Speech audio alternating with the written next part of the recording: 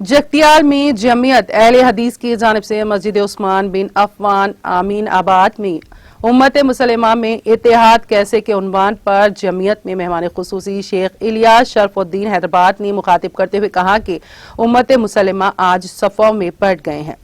अपनी सफ़ों में इत्तेहाद पैदा करने की ज़रूरत है और अल्लाह की रस्सी को मजबूती के साथ थामे रखो और ग्रुप बंदी को ख़त्म करो।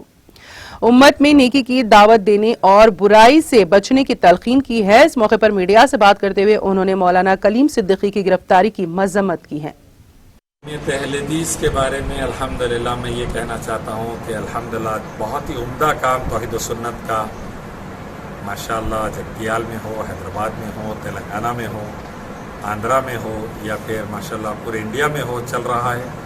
अल्लाह ताला जमात के तौहीद व सुन्नत वाले काम को, दावत व तबलीग वाले काम को कबूल फरमाएँ।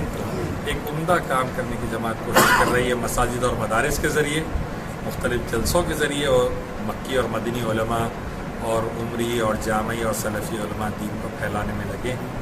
अल्लाह ताला इनके इस अमल को कबूल फरमाएँ और उलमा की शागिर्दी में हम दाई भी छोटी मोटी कोशिश कर रहे हैं।